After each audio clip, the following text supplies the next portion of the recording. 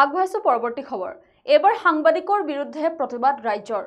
লাহৰীঘাটত সাংবাদিকৰ বিৰুদ্ধে ৰাজ্যৰ তীব্ৰ প্ৰতিবাদ। টেঙাগুৰিত শতাধিক ৰাজ্যৰ প্ৰতিবাদ সাব্যস্ত। এটা জনপ্ৰিয় পৰ্টেলৰ সাংবাদিকৰ বিৰুদ্ধে এই প্ৰতিবাদ। এগৰাকী ব্যক্তিক নিচাজাতীয় সামগ্ৰী দি অপবাদ দিয়াৰ অপচেষ্টা। সাংবাদিক ৱাছিম হুছেইনক গ্ৰেপ্তাৰৰ দাবীত প্ৰতিবাদ। এই সন্দৰ্ভত জনাই যাম বিতং তথ্য। এবাৰ সাংবাদিকৰ বিৰুদ্ধে প্ৰতিবাদ ৰাজ্যৰ। লাহৰীঘাটত সাংবাদিকৰ বিৰুদ্ধে ৰাজ্যৰ তীব্ৰ প্ৰতিবাদ। টেঙাগুৰিত শতাধিক ৰাজ্যৰ প্ৰতিবাদ সাব্যস্ত।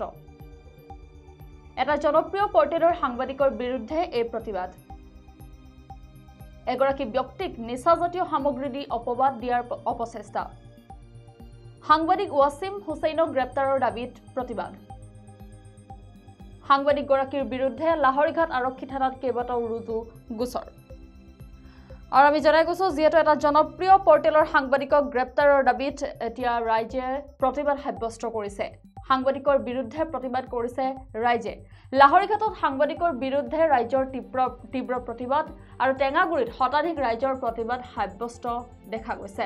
এটা জনপ্ৰিয় পৰ্টেল আৰু এই জনপ্ৰিয় পৰ্টেলৰ সাংবাদিকৰ বিৰুদ্ধে কৰা হৈছে এই প্ৰতিবাদ। এগৰাকী ব্যক্তিক নিচাজাতীয় সামগ্ৰী দি অপবাদ দিয়াৰ অপচেষ্টা। আৰু যিহেতু লাহৰীঘাটৰ টেঙাগুৰিত এগৰাকী সাংবাদিক জনপ্ৰিয় পৰ্টেলৰ সাংবাদিক এগৰাকীৰ বিৰুদ্ধে তীব্ৰ প্ৰতিবাদ সাব্যস্ত কৰা দেখা গৈছে। আৰু লাহৰীঘাটৰ সাংবাদিক ৱাছিম হুছেইন ওৰফে ৰুৱেলৰ বিৰুদ্ধে এইদৰে প্ৰতিবাদ সাব্যস্ত কৰে শতাধিক পুৰুষ মহিলাই। আৰু উল্লেখ্য যে আচলতে সাংবাদিক ৱাছিম হুছেইনৰ নেতৃত্বত পূৰ্বৰ আখেজত এগৰাকী নিৰীহ ব্যক্তিক নিচাজাতীয় সামগ্ৰী দি ফচোৱাৰ চেষ্টা কৰিছিল। আৰু তাৰ পাছতে আচলতে প্ৰতিবাদ সাব্যস্ত কৰিছে ৰাইজে। যাৰ পৰিপ্ৰেক্ষিতত আচলতে আজি স্থানীয় পুৰুষ মহিলাই সাংবাদিক ৱাছিম হুছেইনক গ্ৰেপ্তাৰৰ দাবীত প্ৰতিবাদ সাব্যস্ত কৰিছে। আৰু সাংবাদিকগৰাকীৰ লগতে ঘটনাৰ লগত জড়িত দুষ্কৃতিকাৰীৰ বিৰুদ্ধে লাহৰীঘাট আৰক্ষী থানাত পৃথকে কেইবাটাও গোচৰ ৰুজু হৈছে। আৰু পুনৰবাৰ জনাইছো যিহেতু সাংবাদিকৰ বিৰুদ্ধে প্ৰতিবাদ সাব্যস্ত কৰিছে ৰাইজে। টেঙাগুৰিত শতাধিক ৰাজ্যৰ প্ৰতিবাদ সাব্যস্ত। এটা জনপ্ৰিয় পৰ্টেল আৰু এই জনপ্ৰিয় পৰ্টেলৰ সাংবাদিকৰ বিৰুদ্ধে প্ৰতিবাদ সাব্যস্ত কৰিছে। এগৰাকী ব্যক্তিক নিচাজাতীয় সামগ্ৰী দি অপবাদ দিয়াৰ অপচেষ্টা। আৰু সাংবাদিক ৱাছিম হুছেইনক গ্ৰেপ্তাৰৰ দাবীত প্ৰতিবাদ সাব্যস্ত কৰিছে স্থানীয় ৰাইজে। সাংবাদিকগৰাকীৰ বিৰুদ্ধে লাহৰীঘাট আৰক্ষী থানাত ৰুজু গোচৰ হৈছে। কেইবাটাও ৰুজু গোচৰ হৈছে। গণ্ডগোল হৈছে। টেঙেৰে বজাৰৰ পৰা আহি আছিল ৱহিদুৰ ৰহমান ফৰাজী বুলি নামৰ ল'ৰা এটা। তাৰ বাইকৰ পিছত আৰু এজন হবৰ আলী গাড়ীত মটৰচাইকেলৰ পিছত উঠি আহিছিল। এইখিনি জেগাত মানে হবৰ আলীক নমাই পেলাই পিছত ৱহিদুৰ ৰহমান ফৰাজীক মানে মাৰপিট কৰিলে, মানে মাৰিলে গুলজাৰ হুছেইন আৰু ৱাছিম ৰয়েল সাংবাদিক বুলি কয়, সি নিউজ কৰে। আৰু তাৰ ভাই আৰিফ আৰু তাৰ লগত আৰু 4-5জন মানুহ আছিল। তাক ইয়াৰ পৰা পিটি একদম কালবাৰলৈকে নিলে। মানে নিয়াৰ পিছত সি সেইফালে লৈ গ'ল। পিছত এই গাড়ীখন তাৰ মটৰচাইকেলখনো তেওঁলোকৰ ঘৰত লৈ গ'ল। ঘৰত লৈ যোৱাৰ পিছত আমি লাহৰীঘাট তাক চাবৰ কাৰণে গ'লোঁ। লাহৰীঘাট মানে হস্পিটেলত চিভিলত। তাৰপৰা তাত গৈ শুনিছোঁ যে লাহৰীঘাটৰ ভাৰপ্ৰাপ্ত অচি মহোদয় ইয়াত আহিলে। তাৰ পৰা আমি লাহৰীঘাট আহি পেলাই আমি অচি মহোদয়ক এইখিনি জেগাতে পাইছোঁ। এইখিনি জেগাত পোৱাৰ পিছত আমি অচি ছাৰক ক'লোঁ আৰু ইয়াত বহুত ৰাইজ আছিল। এনেকৈ ক'লোঁ বোলে সেই গাড়ীখন নিয়াৰ পিছত তাৰ আৰু বজাৰৰ পৰা মনা আছিল, এটা মুৰ্গী চৰাই আছিল লোকেল, এই গোল্লা আছিল, মিষ্টি আৰু মাছ আছিল, চব্জি আছিল। এইখিনি গোটেইখিনি ৰাখি দি পেলাই সেই বেগখনত মনাখনত মানে তেওঁলোকৰ ড্ৰাগছ আৰু লিকু কাহৰ চিৰাপ এইবিলাক মানে ভৰাই দি দিলে। অচিক মানে সমজাই দিলে। আমি যেতিয়া ইয়াত সুধিছোঁ তেতিয়া ক'লে নাই, তাৰ গাড়ীত অচি ছাৰে কয় গাড়ী এক্সিডেণ্ট হৈছে। এজন ভুৱা মিছাতে কৈ পেলাই অচি ছাৰক ইয়াত আনিলে যে গাড়ী এক্সিডেণ্ট হৈছে বুলি কৈ পেলাই। আৰু তাত যে এজন মানে আলেম মানুহ মৌলবী মানুহৰ মনাত ভৰাই দিলে ড্ৰাগছ আৰু লিকু। এইবিলাক ভৰাই দিয়াৰ কাৰণে আমি অচি ছাৰক ক'লোঁ ইয়াত যে এইজন আলেমে এখন পাণ নাখায়, তামোল নাখায়, বিড়ি নাখায়, চেদা নাখায়। এই এজন সমাজৰ আমাৰ আলেম হয়, ধৰ্মীয় আলেম। আৰু সেইজন মানুহৰ বেগত মানে ড্ৰাগছ এইবিলাক ভৰাই দিছে। দিয়াৰ কাৰণে আমি অচি ছাৰক কৈছোঁ যে সিহঁতেহে ড্ৰাগছৰ বিজনেছ কৰে। আৰিফ বুলি ল'ৰাটো এই ভুৱা সাংবাদিক, এইটো ভুৱা সাংবাদিক বুলি মই ক'ম আজি অচি ৰয়েলক। কিহৰ কাৰণে সি ভুৱা নিউজ কৰে। ইয়াত মাৰি পিটিছে আৰু নিউজ কৰিছে যে এই গাড়ী এক্সিডেণ্ট হৈছে। ইয়াত সম্পূৰ্ণ ৰাইজক এইবিলাক যিমান ৰাইজ আছে আৰু এই গাঁৱৰ আশে পাশে যিমান ঘৰ আছে চবকে সোধক ইয়াত গাড়ী এক্সিডেণ্ট হৈছে না তেওঁলোকে সেই ৱহিদুৰ ৰহমান ফৰাজীক পিটিছে।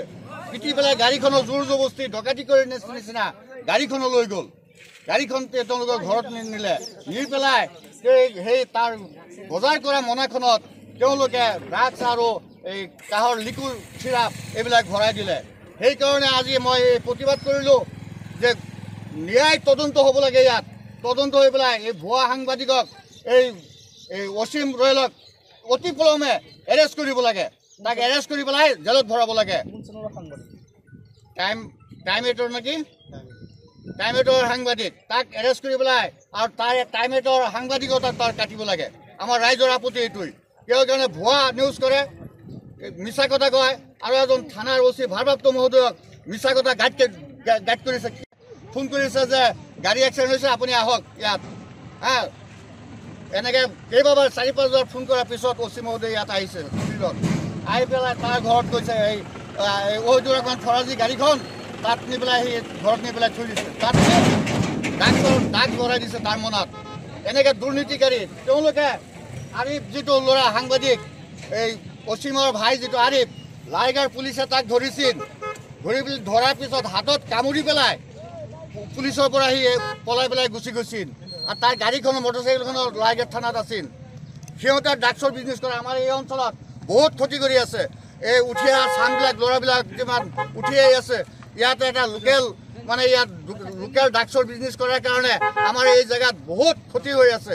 সেইকাৰণে আমি প্ৰশাসনক অনুৰোধ জনাইছোঁ এই নিউজৰ জৰিয়তে যাতে অতি পলমে তেওঁলোকক এৰেষ্ট কৰি পেলাই জেললৈ পঠাব লাগে আৰু বিহিত ব্যৱস্থা কৰিব লাগে। আমাৰ পূৰ্বগত মাটি বাৰী লৈ পেলাই কিবা দুশ্মনী আছিল আৰু তাৰ নাম কি আছিল আৰিফ ৱাছিম, তেখেতে ৱহিদুলক টেঙাগুৰিৰ দলঙৰ সন্মুখত ৰখাই পেলাই মাৰপিট কৰি দুশ্মনীটো সিহঁতে ল'বৰ কাৰণে মাৰিছে আৰু তাৰ বাইকখন লৈ পেলাই সিহঁতৰ ঘৰত গুচি গ'ল। লৈ পেলাই সেইটো তাৰ বেগত ড্ৰাগছ সোমাই দি ৱহিদুৰ ৰহমানক ফচাই দিবৰ কাৰণে চেষ্টা কৰিছে। ইয়াৰ আমাৰ উচিত বিচাৰ লাগে। গণ্ডগোল হৈছে। টেঙেৰে বজাৰৰ পৰা আহি আছিল ৱহিদুৰ ৰহমান ফৰাজী বুলি নামৰ ল'ৰা এটা। তাৰ বাইকৰ পিছত আৰু এজন হবৰ আলী গাড়ীত মটৰচাইকেলৰ পিছত উঠি আহিছিল। এইখিনি জেগাত হবৰ আলীক নমাই পেলাই পিছত ৱহিদুৰ ৰহমান ফৰাজীক মাৰপিট কৰিলে, মাৰিলে গুলজাৰ হুছেইন আৰু অসীম ৰয়েল সাংবাদিক বুলি কয়, সি নিউজ কৰে, আৰু তাৰ ভাই আৰিফ আৰু তাৰ লগত আৰু 4-5জন মানুহ আছিল। তাক ইয়াৰ পৰা পিটি একদম কালবাৰলৈকে নিলে। নিয়াৰ পিছত সি সেইফালে লৈ গ'ল। পিছত এই গাড়ীখন তাৰ মটৰচাইকেলখনো তেওঁলোকৰ ঘৰত লৈ গ'ল। ঘৰত লৈ যোৱাৰ পিছত আমি লাহাৰঘাট তাক চাবৰ কাৰণে গ'লোঁ। লাহাৰঘাট হস্পিটেলত চিভিলত।